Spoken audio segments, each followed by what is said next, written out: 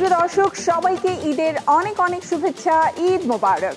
আমন্ত্রণ জানাচ্ছি ছোট্ট বন্ধুদের নিয়ে আমাদের ঈদ স্পেশাল আয়োজন রাধুনী নিবেদিত লিখবে তুমি জিতবে তুমিতে।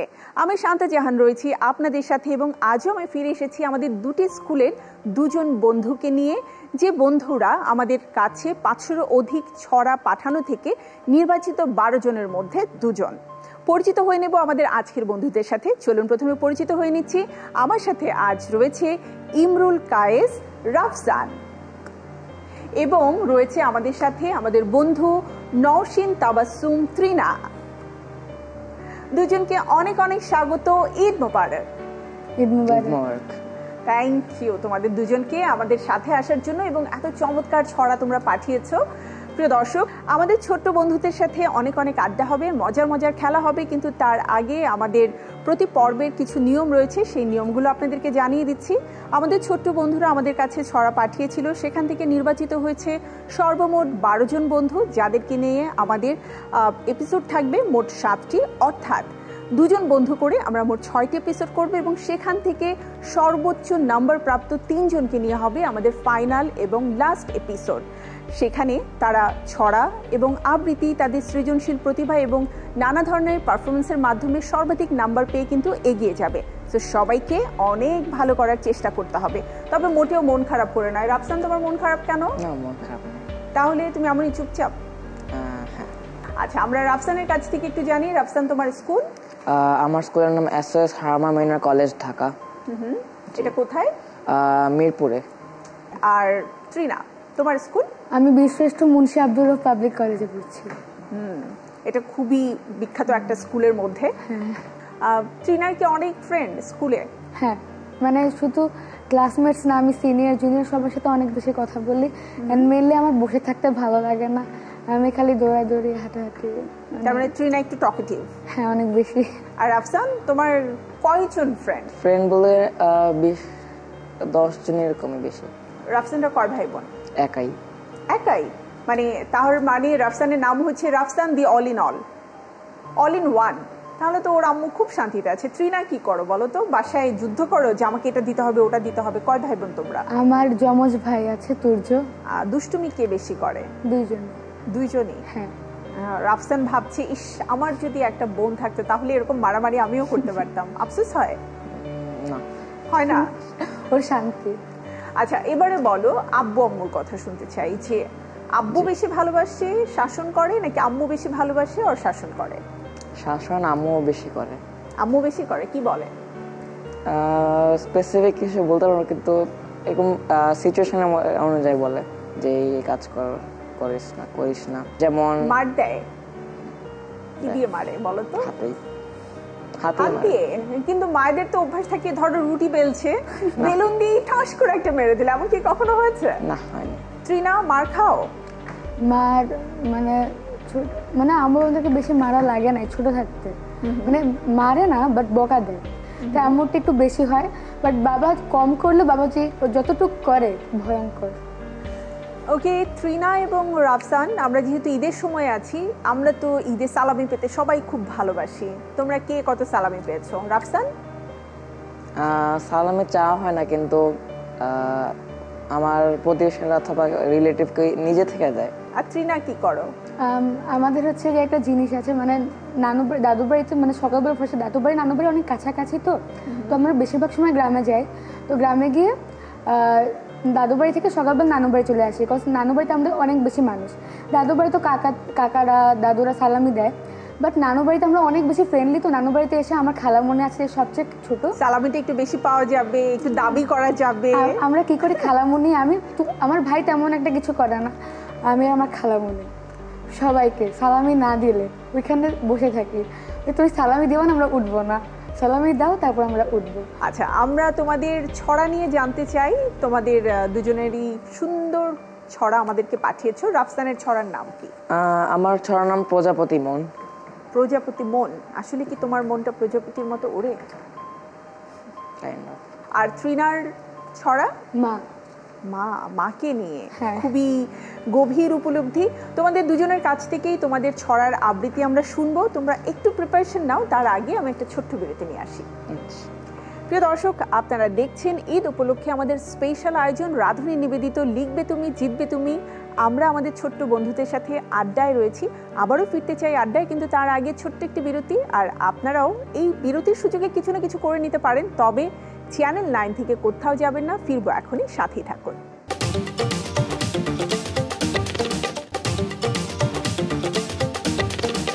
বিরতির পরে আরও একবার আপনাদের সবাইকে আমন্ত্রণ আমাদের ঈদ স্পেশাল আয়োজন রাঁধুনি নিবেদিত লিখবে তুমি জিতবে তুমিতে। আর সাথে রয়েছে আমার দুজন ছোট্ট বন্ধু, একজনের নাম তো আমি দিয়ে দিয়েছি, ওর নাম হচ্ছে রাফসান, বাট আমি বলেছি অল ইন ওয়ান বিকজ ও একমাত্র সন্তান।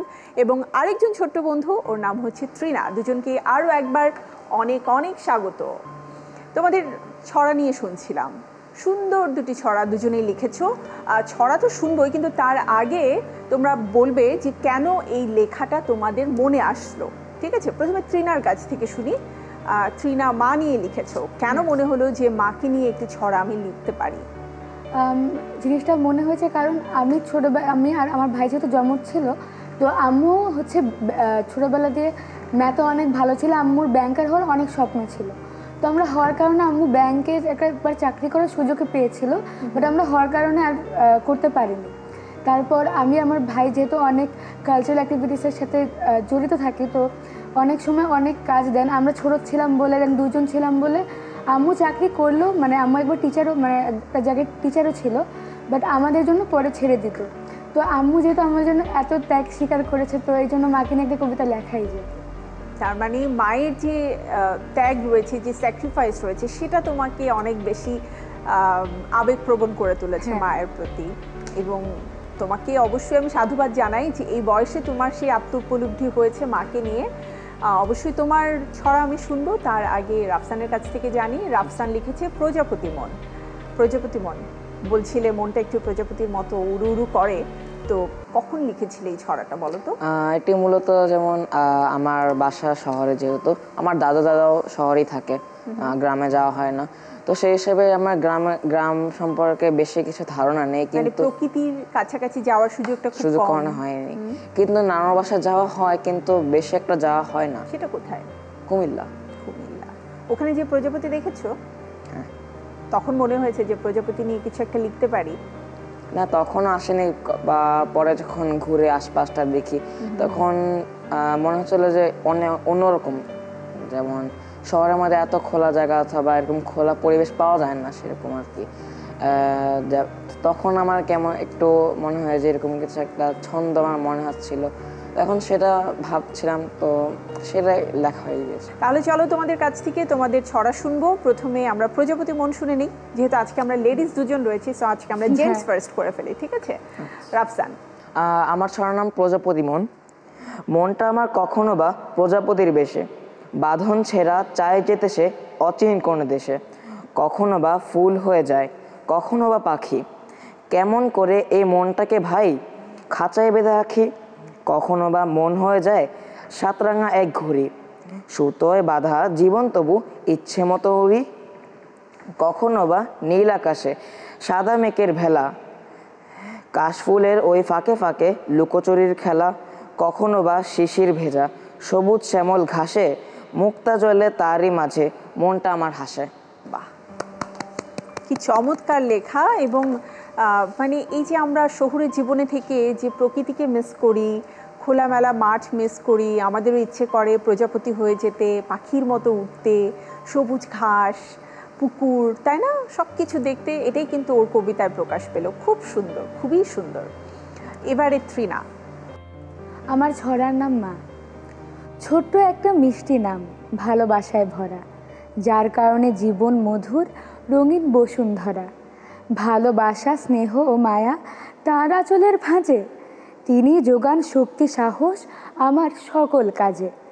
সেই নামটি মধুরতী, সে যে আমার মা, মায়ের সাথে কোনো কিছুর হয় না তুলনা। অনেক সুন্দর। মানে ছড়াটা খুব বেশি বড় না, কিন্তু মাকে নিয়ে আসলে তুমি যতই লিখতে যাও না কেন, শেষ তো হবার নয়। তোমার এই ছড়াটাতে কিন্তু মা নিয়ে সব কিছু আছে। আসলে আমার মনে হয় মা শব্দটার মধ্যেই সব কিছু পাওয়া যায় একসাথে। দুজনের কাছ থেকে তো আমরা ছড়া শুনলাম, বাট অন্যান্য যে কাজগুলো তোমরা করো লেখালেখির পাশাপাশি সেটা একটু জানি। রাফসান আর কি করতে ভালোবাসো? লেখালেখির পাশাপাশি বিশেষ করে ড্রয়িং আমি বেশ আঁকাআঁকি করা হয় বেশি। ড্রয়িং করতে পছন্দ করো? ক্লাসে অলওয়েজ কি মানে বেশি টপ মার্কস পেতে এমন হাইয়েস্ট না, কিন্তু আঁকতে ভালো লাগে। আছে তোমার সাথে তোমার ড্রয়িং বুক? হ্যাঁ, একটু দেখাও আমাদেরকে তাহলে। যেমন একটা নর্মাল একটা পিকচার ছিল, পিস নিয়ে একটা পিস আর্ট ছিল একটা। আচ্ছা, খুবই সুন্দর। এবং মানে কালার করেছো এভরিথিং সব কিছু। এবং আই থিঙ্ক তুমি এখানে মানে দেশগুলোকে মেনশন করার চেষ্টা করেছো। সব কটা দেশের পতাকা এখানে আছে? মোটামুটি কাউন্ট তো করা যাবে না, কারণ অবশ্য অনেকগুলো গেছে র্যান্ডম অনেকগুলো, যেমন বিশেষ করে যেগুলো পিসের সাথে জড়িত আছে মানে পিস। আর কিছু এবং একটা রিয়েলিজম ছবি আছে। আমি মূলত কার্টুন আঁকি, কিন্তু রিয়েলিজম আমার আঁকা হয়। আচ্ছা, আচ্ছা, এটা আমার একটা ফ্রেন্ডের বার্থডের ছবি ছিল। সে মূলত বিদেশে থাকে, আগে স্কুলে পড়তো, কিন্তু তার বাবার ট্রান্সফারের জন্য সে চলে গিয়েছে। এখন তার জন্য একটা ছোট একটা এরকম আর্ট একটা ব্লগ বানিয়েছিলাম, সেইটার মধ্যে এই ছবিটা রেখেছি। ওয়াও, মানে এটা তোমার ফ্রেন্ডের ছবি? জি। খুবই সুন্দর। নিশ্চয়ই তোমার ফ্রেন্ড পাওয়ার পরে অনেক খুশি হয়ে গেছে, আশা করি। মানে অনেক সারপ্রাইজ ছিল। তো এবার একটু তৃণার কাছ থেকে জানি, তৃণা লেখালেখির পাশাপাশি আর কি করতে পছন্দ করে? আমি গান গাইতে খুবই ভালোবাসি, কারণ ছোটোবেলা থেকে গান গাচ্ছি। দেন কবিতা আবৃত্তি, নাটক করেছি, সিনেমা করেছি, না এই রিসেন্টলি নাচ শিখছি। আচ্ছা, আমাদের যে আগের মহামান্য রাষ্ট্রপতি ছিল আব্দুল হামিদ, তার একটি প্রোগ্রাম করেছিলাম, তার শেষের দিকের প্রোগ্রামগুলোর একটি। আর হচ্ছে যে আমিও ছবি আঁকতে ভালোবাসি। অনেক কিছু একসাথে তার মানে তৃণার করা হয়। রাফসান ছবি আঁকার পাশাপাশি গান কি গাওয়া হয়? না, গান গাওয়া হয় না।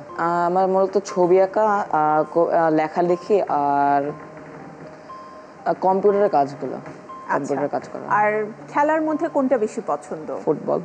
ফুটবল? ফুটবল খেলো নিয়মিত? হ্যাঁ। কোন দল পছন্দ? National team or club? National team. Argentina. Argentina, high five. Okay, so তোমাদের কাছ থেকে তো অনেক কিছু আমি জানলাম, আরও অনেক কিছু জানার রয়েছে, এবং তোমাদের গান আমি শুনবো, আর সেই সাথে আমার কিছু প্রশ্নও রয়েছে, সেই প্রশ্নগুলোর উত্তর তোমাদের দিতে হবে। মজার প্রশ্নও থাকবে, কিন্তু তার আগে আমি একটা ছোট্ট বিরতি নিয়ে আসি। প্রিয় দর্শক, আপনারা দেখছেন আমাদের ঈদের স্পেশাল আয়োজন রাঁধুনি নিবেদিত লিখবে তুমি জিতবে তুমি। আমি আবারও ফিরে আসবো আমার ছোট্ট বন্ধুদের কাছে, কিন্তু তার আগে একটি বিরতির সময় হয়ে গেছে। বিরতির পরে আবারও ফিরে আসছি, আর আপনারাও থাকুন চ্যানেল 9-এর সাথে। দেখা হচ্ছে এখনই।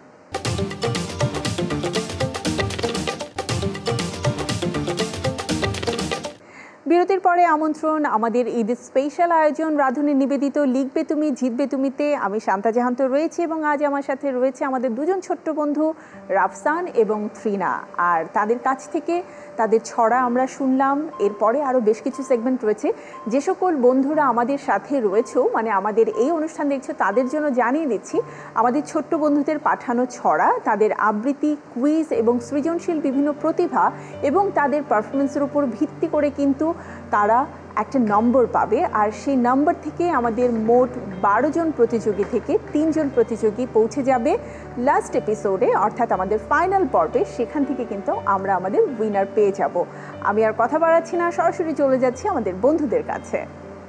ফিরে এলাম বিরতির পরে। আমরা গানের কথা শুনছিলাম, যে তৃণা বলছিল খুব ভালো গান করে, আর রাফসান বলছিল খুব ভালো গান শোনে। তো চলো আমরা এবার একটা গান শুনে নেই। তৃণা কোন গানটি করবে? একটি আধুনিক গান গাচ্ছি। আকাশের ওই মিটি মিটি তারার সাথে কইব কথা, নাই বা তুমি এলে।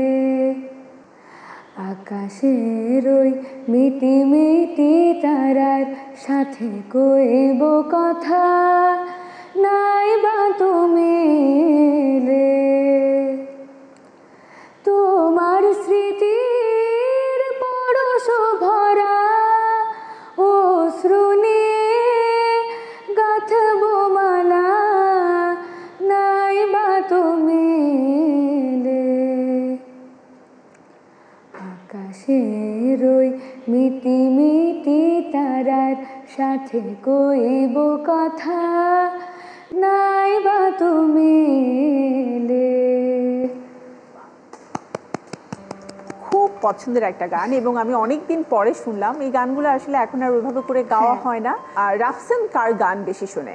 গান বলতে গেলে লিরিক্স ছাড়া গান যেগুলো চুপ একদম শুধু টিউন এরকম টাইপের সং। আচ্ছা, মানে মিউজিক্যাল যে টাইপের সংগুলো রয়েছে সেগুলোই তুমি শোনো। রাফসান কি এতই চুপচাপ, দুষ্টুমি একটুও করে না? করা হয়, এমন এতটাও না।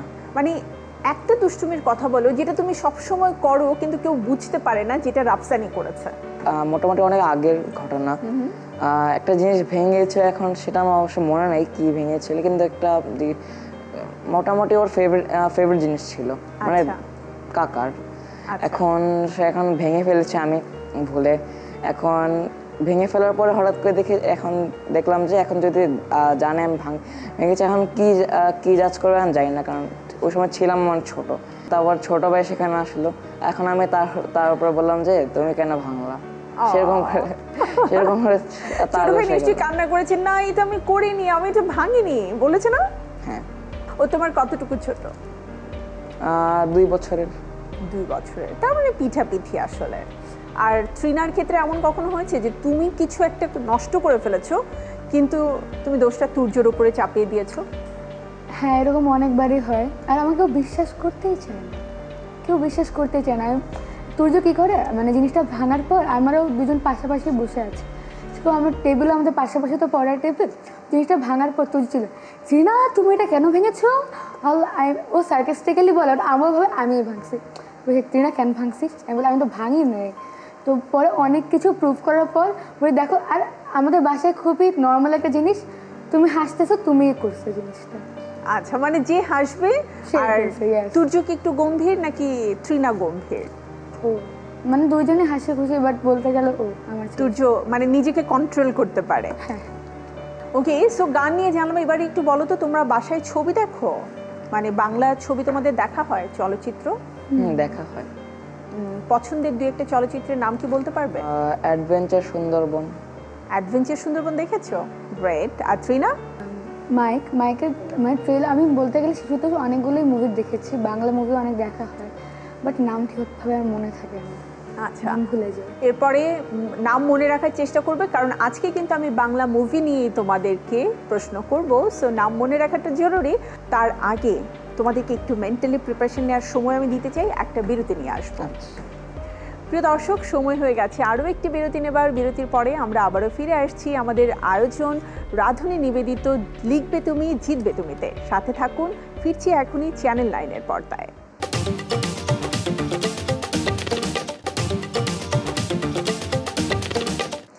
আরও একবার আমন্ত্রণ আপনাদের সবাইকে আমাদের ঈদ স্পেশাল আয়োজন রাধুনী নিবেদিত লিখবে তুমি জিতবে তুমিতে। আমি শান্তা জাহান রয়েছি এবং আমার সাথে রয়েছে রাফসান এবং ট্রিনা, যাদের সাথে আমার খুব মজার আড্ডা হচ্ছে।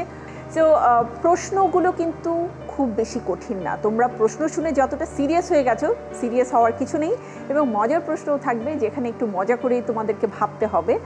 আর হ্যাঁ, প্রশ্নের সাথে কিছু নাম্বারও যুক্ত হবে, আর সেই নাম্বারগুলো আমরা দেখতে পাবো হচ্ছে আমাদের পুরো অনুষ্ঠান শেষ হবার পরে। সো আমি কি প্রশ্ন করব? হ্যাঁ। কাকে আগে করব দেখি রাফসান কি বলেন। ও আগেই দেখাচ্ছে রাফসান। নো, সবসময় এটা হবে না, আমি দুজনকে সমান ভালোবাসি, তাই না? এবার ওকে করা উচিত। ট্রিনা রেডি? ঠিক আছে, ট্রিনার জন্য আমাদের প্রথম প্রশ্ন হচ্ছে, অ্যাডভেঞ্চার অফ সুন্দরবন ছবির প্রধান 2 অভিনয় শিল্পী। খুব ভাবতে হচ্ছে, আমি একটু তোমাকে কিউ দিয়ে দিই। আমাদের বর্তমান প্রজন্মের 2জন অত্যন্ত গুণী অভিনয় শিল্পী রয়েছেন যারা এখন খুবই পরিচিত, জনপ্রিয়। একজন ছেলে এবং একজন মেয়ে। মেয়ে মনে হয় পরিমণি, আর ছেলে মানে আমার পেটে আসতেছে। আচ্ছা, ছেলের কথা আমি তোমাকে তাহলে কিছু হিন্টস দেই।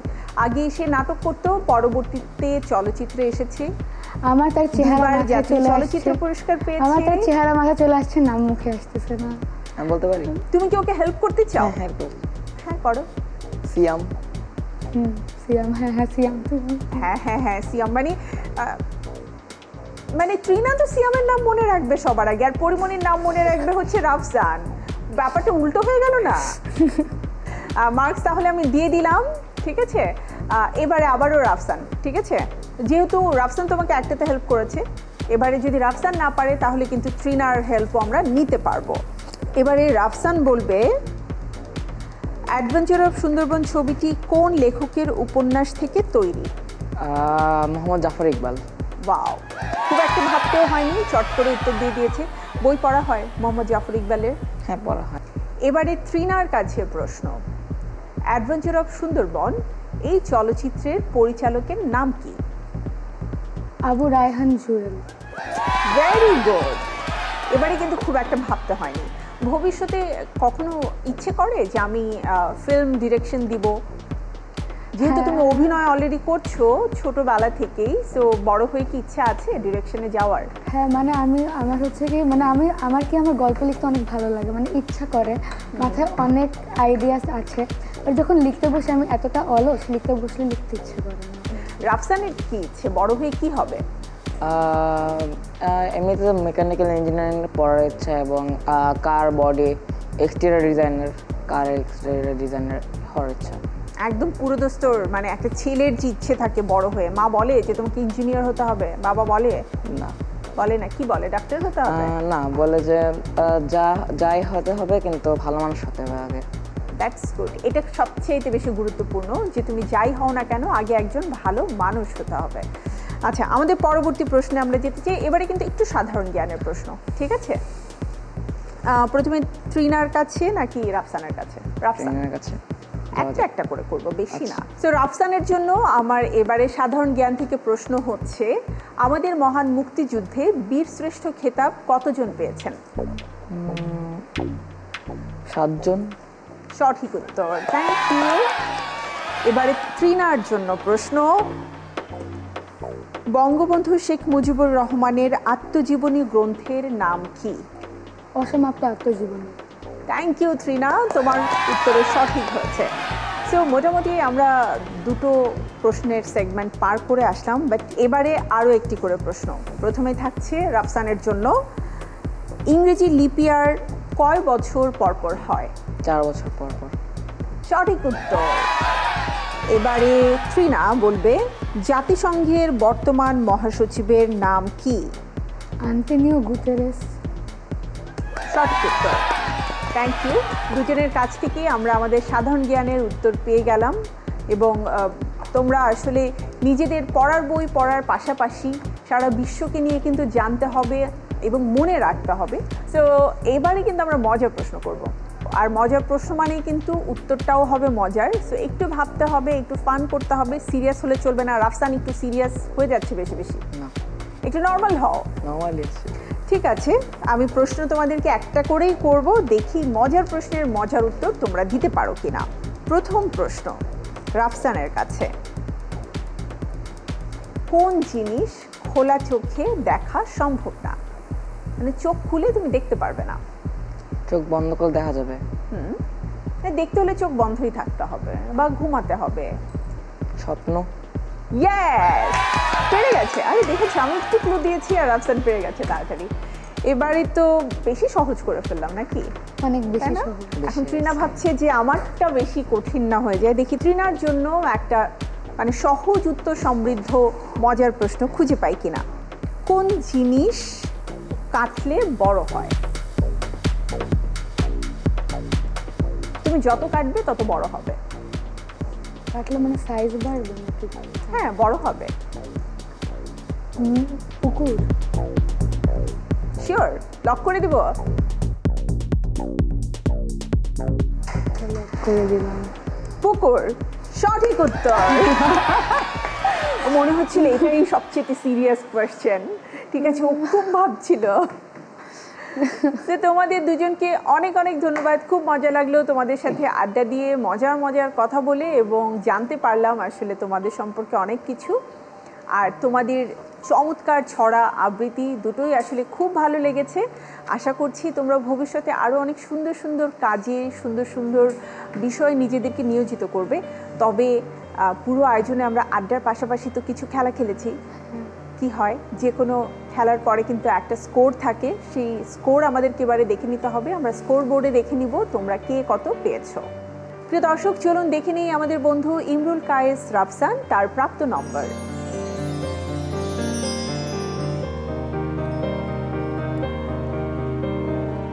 এবারে আমরা দেখে নিব আমাদের আরেকজন বন্ধু নওশিন তাবাসসুম ত্রিনা তার প্রাপ্ত নম্বর।